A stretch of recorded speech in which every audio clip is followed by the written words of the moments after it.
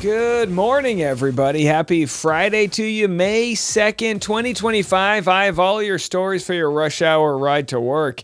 And we have an update to the basketball neighborhood lawsuit that we shared yesterday, which might restore some faith to the universe. We'll have that for you. Plus, speaking of restoring faith to the universe, Bachelor Clayton has massive updates as the county prosecutor, Rachel Mitchell, gave bombshell information regarding the investigation into his accuser, who accused him of being the father of her unborn twins, Laura Owens. I will be sharing those updates with you here. They are massive. Plus, Bill Belichick in the news as people continue to break down his demanding girlfriend, 48 years younger than him. Well, now we'll hear from some of Bill Belichick's former star athletes, Edelman and Gronkowski, and what they have to say. And then more massive news in the Justin Baldoni versus Blake Lively lawsuits, as Baldoni is now subpoenaing, I don't know if it's going to be approved or not, but subpoenaing the text messages from Blake Lively's cell phone. I'll have that. Plus, Blake Lively goes on late night TV to speak to Seth Meyers. I've got some of the transcript of what she had to say, and she does speak about this case, so that's very interesting. And in other news, if you're into gaslighting, Donald Trump releases his gross domestic product numbers, GDP. He changed the formula to make it look like the economy's doing better than it is. Does that make you or I more rich? We'll have to see. And also, in equally as bombshell news, the U.S. Citizens now can be deported. As far as Congress is concerned, they have passed an amendment to let ICE deport U.S. citizens. What in the Constitution is this all about? I got all these stories and more. It's happening right now on The Rush. Why don't we start our Friday off with a kids are dumb story? Here is what ABC News has to say about a child who scratched a famous painting. Tonight, the child at the museum scratching a $56 million painting in Rotterdam. Museum workers having to remove the famous painting by artist Mark Rothko. They say it was scratched in several places. The museum tonight believes it can be restored. No word on whether the family will be held responsible in any sort of way. Now, first of all, you can't hold a kid responsible for scratching a painting. Maybe he thought it was an iPad. You know, you put these kids that get addicted to tablets. Next thing you know, they go see a famous painting. They start trying to smudge their finger on it to turn it on. And either way, if you're gonna allow a system where a kid can get close enough to a painting to scratch it, that's on the museum. I blame the museum on that one. All right. Well, here's an update. Yesterday we discussed the neighbor that was suing a family. He got a protective order against them all because their kids were playing basketball. Well, I got this email. I wanted to restore some faith into our community here. They said, "Hey, Dave, reaching out to say happy birthday, and thank you so much. Happy birthday. Thank you for wishing me happy birthday. My husband and I listen to you every day. I read about the story about the neighbor suing over a basketball hoop 45 minutes from where we live. I want to share a total opposite story. We have a steep driveway and can't have a hoop. Our boys love basketball. Our neighbors are retired and they have a flat driveway. They put a basketball hoop in their yard just for our sons to use. Their only rule is don't play until 8:30 a.m. and once in a while wipe off the ball marks from their garage." How nice is that? Isn't that the nicest thing? You hear of some just nice retired neighbors. Maybe their kids are off and they don't get to see their family as much. And they say, you know what, neighbors, let your kids play here. We enjoy the sound of children laughing and enjoying life. So I wish more people could live next to these neighbors than not. And by the way, they then told me they sent me a Venmo for birthday Starbucks. So thank you so much for the several people. Corinne sent me a nice Venmo and everyone else who joined me on my birthday live stream. I appreciate you guys so much. All right, we have massive updates, and I'm going to share some tea that no one else has shared yet. We have massive updates in the Bachelor Clayton Echard paternity scandal. Bianca Bono, who is the sassy in-the-know reporter from Maricopa County, Arizona, reported Clayton Echard case update. Meant to share earlier, but asked Maricopa County Attorney Rachel Mitchell for an update on the investigation, and we have one. It might be hard to hear her questions because she's not mic'd. I'm going to play this in its entirety. And again, if you're not caught up on this story, it will become a documentary. We will be a part of it. We will be sharing our story as we were sucked into lawsuits and threats of lawsuits, all from a pretty wild, litigious Laura, who has now 3 restraining orders against 3 different men, all of whom she accused of knocking her up, and none of which produced any babies, at least for her anyway. Here is an update. June 10th, 2024, a judge ruled that Clayton was never the father of the unborn twins, and that Laura owes $150, I guess now up to $180,000 in legal fees, and she's recommended to be investigated by county prosecutors. So, of course, she has been investigated for quite some time now, and nothing has come of it. What I've been told by people that work at the Attorney General or the County Attorney General's office is, or the county, whatever it's called, the County Attorney's office is, they say, look, if they haven't prosecuted yet, normally it's not a good sign, but we have new information that might not be the case. Let's have a listen to what Rachel Mitchell has to say. A different case, one that I get messages about every week, I'm sure you do as well. The Laura Owens. How did I know it was going to be that case? No, I get them every day. I know. So Rachel Mitchell says she gets emails every day about the Laura Owens case. I feel like a proud father on this one. I do. I feel so proud to be a part of this community that is seeking justice for Clayton Echard. You have to remember, as much as it would suck to see, I really wouldn't want to see Laura Owens behind bars, but I think it's for her own safety at this point, as her family has enabled her to, really just play with the judicial system and, weaponize it. She called the FBI on me. She's made crazy threats of, and then whenever she doesn't get her way, she claims she's, going to hurt herself, and she does all these crazy, crazy things, right?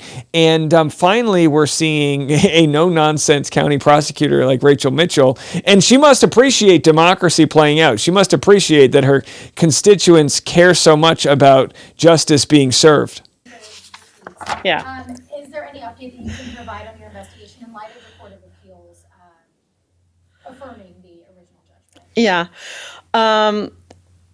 I'm at the point, we are still actively investigating it. What I will simply say is stay tuned. Whoa! She says, what I would simply say is stay tuned. Now, you might be thinking, Dave, we already saw this on Twitter. We saw this on Instagram. Is there any other news? So all she says is stay tuned. Now, I can't, and I know this is going to be frustrating to people because I can't share everything I know, but all I can say is this. And again, all roads in the Clayton Echard paternity scam case run through us, right? We have people that whisper thoughts to us all the time, coast to coast, from around the world, really. And I've been told this. First of all, I am now in full belief that Laura Owens will be charged with crimes. I am. Now, I can't guarantee that, but I'm in full belief that she will be charged with crimes. That's where I stand right now. And my belief is that the investigation has expanded far beyond the initial scope of what I thought it would cover. And that's really all I can say about it now. I will continue to talk about this today on Patreon, patreon.com/Dave Neal. I won't be disclosing sources or further information. I'll tell you as much as I can. I hate to tease like that, but I'm here to let you guys know, for all those that wrote in from literally around the world that wanted justice for Clayton, Mike Maricini, and Greg Gillespie, I'm here to tell you, I think today we are one step closer. And I believe, I can't put a deadline on when, but I believe the evidence is still being gathered. And like I said, it is being gathered in a sort of way that is actually surprising me on a much larger level. Again, we'll have to see what that means as we move forward, but we're still letting the system play itself out. Because it's wild, right? Because we just found out that on Easter, Laura posted a police report against Clayton Echard, right? She's getting these guys fired from jobs still. She's posting police report. She's calling the cops saying Clayton Echard is violating the restraining order that she has against him. Why does she have a restraining order against him? She's going to be the one in jail. She's going to be so safe. She's going to be surrounded by a fortress of guards that these men couldn't possibly harass her. I mean, she wrote this. She said she's got a protective order still in effect today, and she said they responded to her saying there is probable cause that a crime has been committed against you. But again, when she called the district attorney on me, they said the same thing. She gets these enforcement agencies to sort of concede that she's on the right side, even though she's not. It's vicious. Absolutely vicious. All right, coming up next, we're going to discuss Bill Belichick. There's more to the story. All right, so Bill Belichick's daughter-in-law is shading Jordan. That's his mid-20-something girlfriend. She's 48 years younger than him. She stormed off set when she was, trying to commandeer the interview. And there's multiple sides to like those sort of the opinions that people have. I'm going to share what former Super Bowl champion Edelman had to say here with Gronkowski regarding Bill Belichick, and then I'll share what Dave Portnoy is saying, all New England personalities. And this whole interview thing with Jordan, people are giving an unfair reality of what's going on because she was jumping into that conversation during the interview just like any PR person would jump in when there's an unnecessary question that probably didn't go over in the pre-production meeting. From what I've heard, Jordan is playing the Bears role, handling all the football ops, handling a lot of his social. And by the way, that's the same thing I said, which is, yeah, it might be a little weird to see someone interrupt the interviewer. She's looking out for their best interest. And a lot of people don't like this, but if you've followed Belichick for a long time, the guy's a straight-laced, like kind of grumpy. He's not going to give you too much. And anyhow, the other opinion people say is that it feels like Jordan is taking advantage of him, like it's some sort of elder abuse. Here's Dave Portnoy and Megyn Kelly. I don't know why she's so involved. Like, I really don't. I've met her. She's nice enough.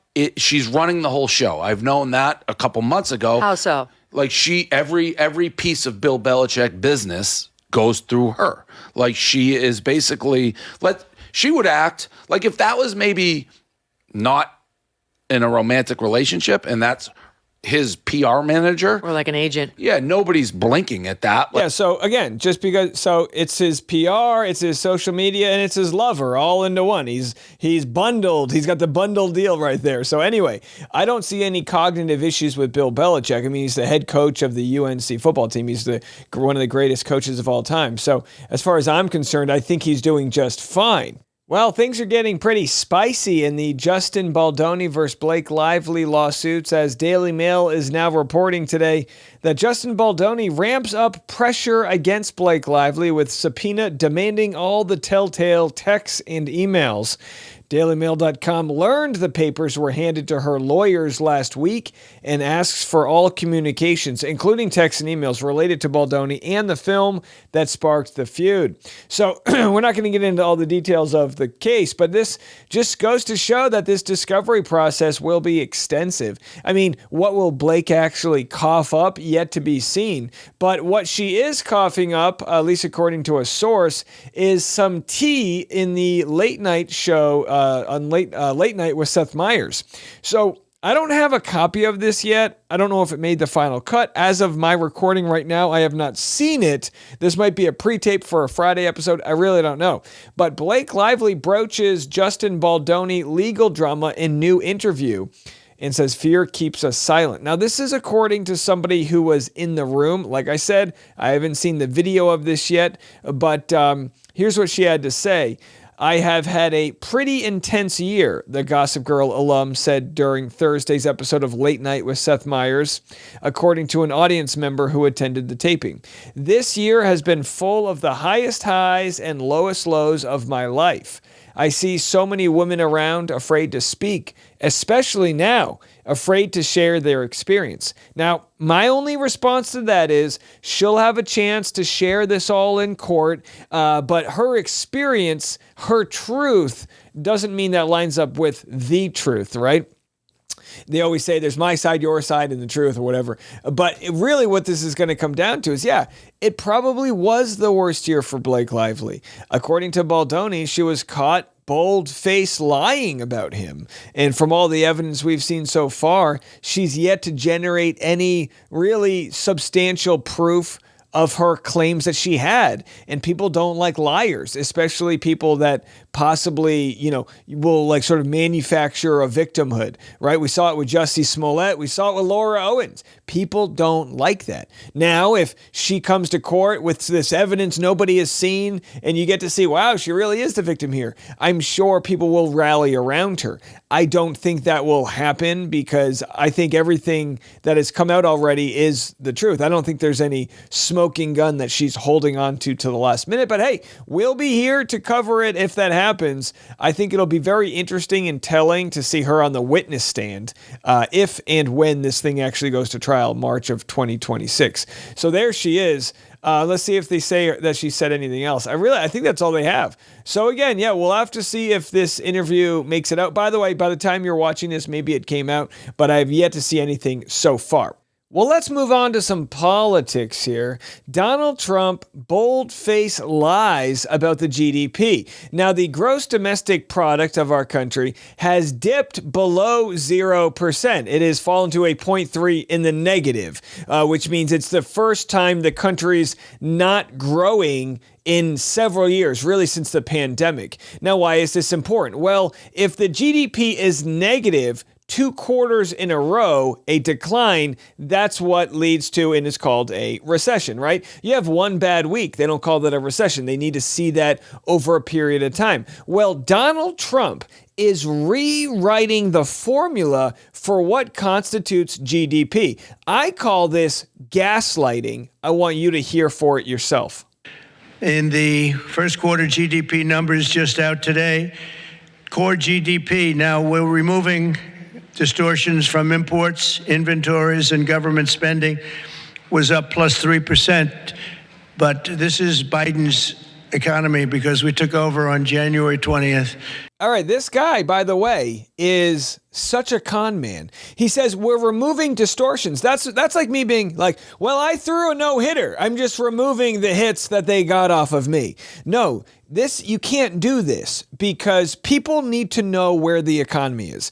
They need to know when they buy something on Amazon or Temu, whatever it's called. They need to know that those tariffs they're paying them because of the administration. They need to know, just like, do you remember when the gas was high a couple years ago? There was all these stickers that said, this is Biden's fault, and they were on all the gas pumps. It's absolutely ridiculous, right? Here we have Donald Trump rewriting the formula for gross domestic product to make the numbers look like it's better off than it is. Is anybody going to buy this? And I think you have to get us a little bit of time to get moving, but this is the Biden economy. You need to give us a little bit of time to get moving. Previously, he said, we're going to end inflation on day one. We're going to end the Ukraine war on day one. We're going to end the war in Gaza on day one. In fact, we're going to end it before day one. The economy's so good, fall of 2024, because they think I'm going to be winning the presidency. Therefore, our investors are happy. And now we have this. And the thing that annoys me more than anything about this is like Trump's one of those guys where they talk about, oh, they've made this woke culture, this participation trophy culture. We need to go back to a time where men were men. I remember a time when men wouldn't lie to people so that the numbers fit the world they wanted to live in. I live in reality, and we have a GDP that has fallen into the negative at negative 0.3. Everybody needs to know what that is.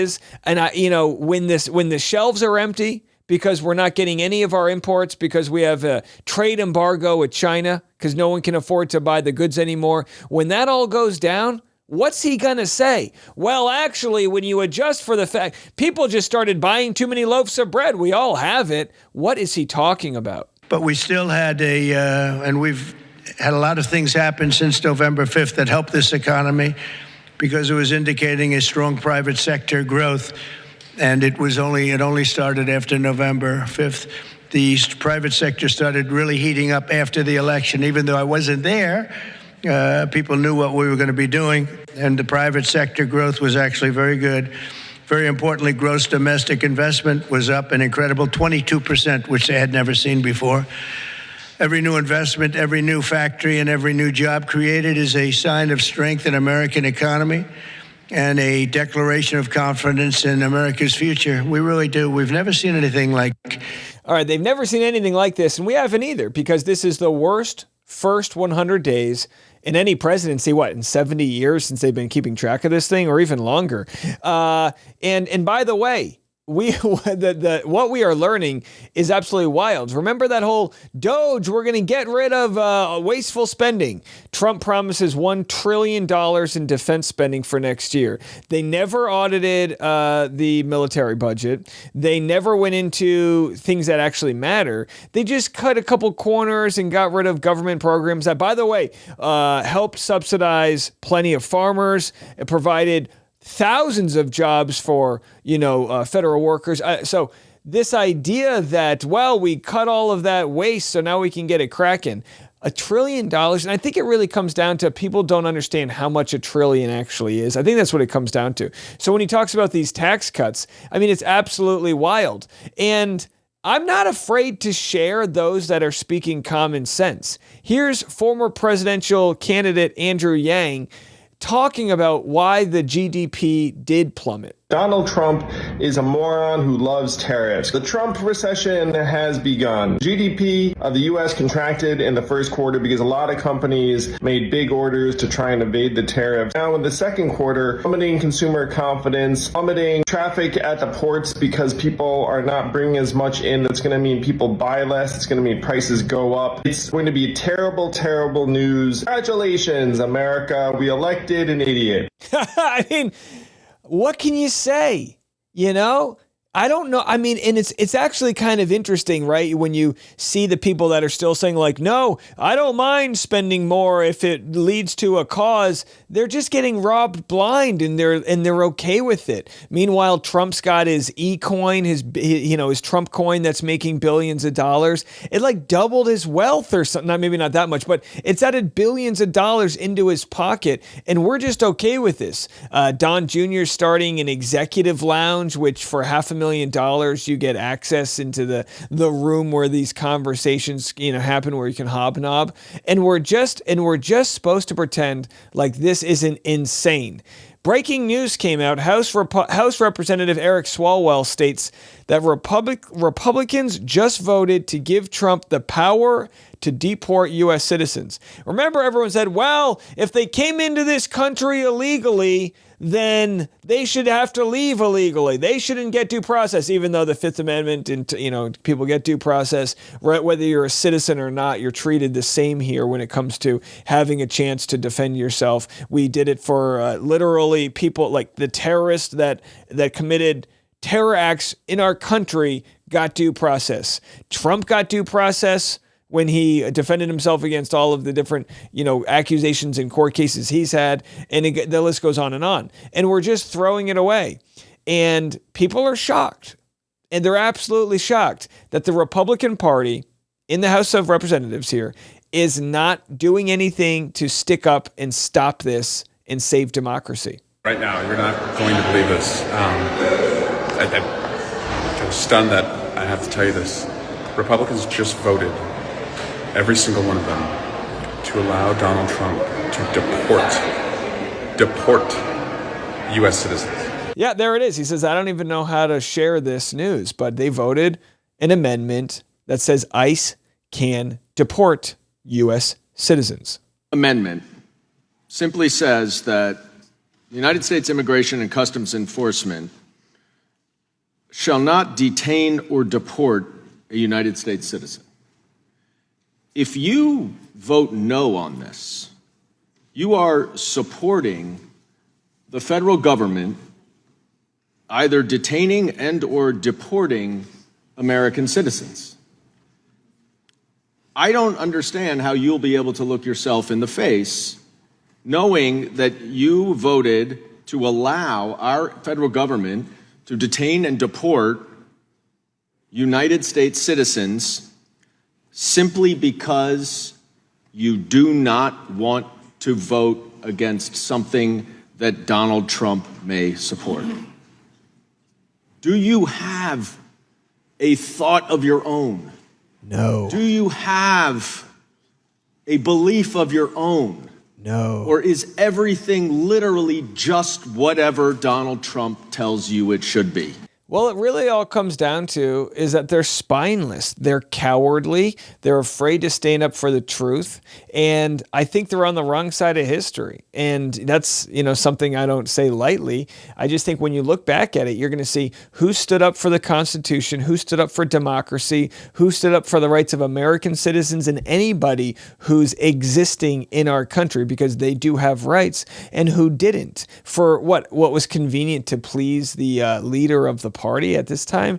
It's just like that the reporter that was interviewing Trump when he was kind of like pushing back on the fake tattoo MS-13 thing. It's like Terry Moran, the reporter, he's going to be around for a lot longer than Trump is. Trump's a very old man. And a lot of these political leaders, they're going to be around for a long time or not. So what side do they want to be on? The side that pleases, King Trump today, or the side that defends the fabric of the Constitution that our country is made up of? I don't know. You guys know where I stand on this.